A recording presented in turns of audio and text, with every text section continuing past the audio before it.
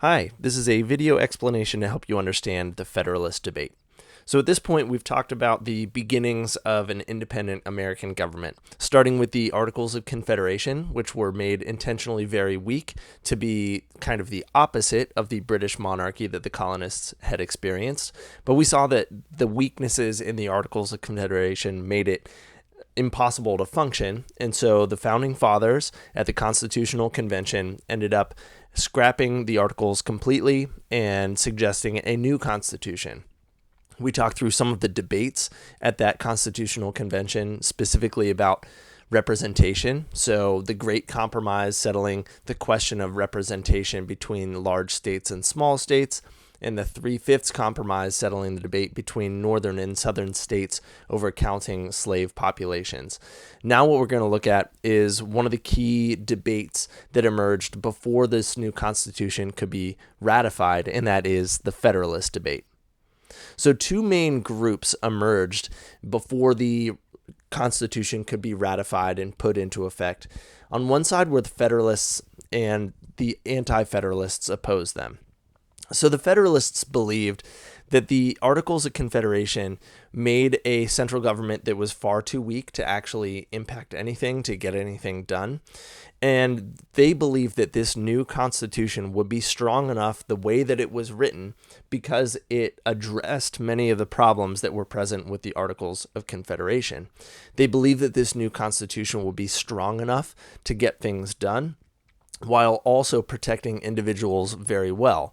They didn't believe that a Bill of Rights was necessary to include in this new Constitution because they believed that the Constitution itself would protect people's individual rights. The Anti-Federalists, those who opposed them, were worried that this new constitution would take too much power from the states. They were nervous that a federal or central government under this constitution would overpower the states and essentially become a central power, much like the British government was. They thought that the Constitution gave this new president too much power and would turn the president kind of into a king.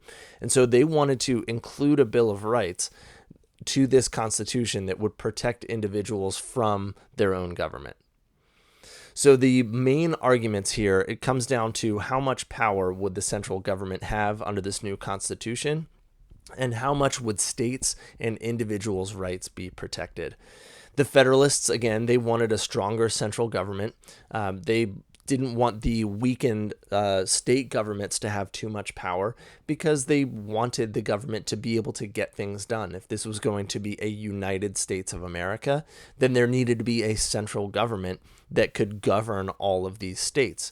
Some of the key Federalists were Benjamin Franklin, Alexander Hamilton, and George Washington. They believed that this new government would be strong enough to get things done, rather than having to sit and listen to each of the individual states make their own decisions and kind of pull away from each other. The Anti-Federalists were nervous that this central government would be too strong, and so they wanted the states to have more power. Some of these key Anti-Federalists include names that we've heard before, like John Hancock and Patrick Henry. And so the Federalists believed that this new Constitution was proper, the way that it was written, and so they wanted it to be approved. The Anti-Federalists kind of leaned toward the Articles of Confederation, which limited the power of the central government. And so the ultimate compromise that was made came down to adding a Bill of Rights. So the Bill of Rights that we have today is the first 10 amendments or changes to the Constitution. If you remember, under the Articles of Confederation, no changes or amendments could be made without the consent of all 13 states, so it was difficult to do. But these amendments will be known as the Bill of Rights under this new Constitution. They were first proposed in 1789 and ratified in 1791. And they were written by James Madison, who was a Federalist, which is interesting because this was a sign that both Federalists and Anti-Federalists were willing to compromise and work together. One important thing to keep in mind is that the Bill of Rights does not grant rights to anyone. It simply prevents the government from taking those rights away. And we're going to spend some time later in this unit getting into specific amendments in the Bill of Rights. But again, these rights are believed to already be inherent in the people. All the Bill of Rights does is prevent the government from taking them away. And so the Federalists who wanted a stronger central government didn't believe that a Bill of Rights was necessary, while the Anti-Federalists were concerned that without a Bill of Rights, this new central government would be too strong and would limit people's rights.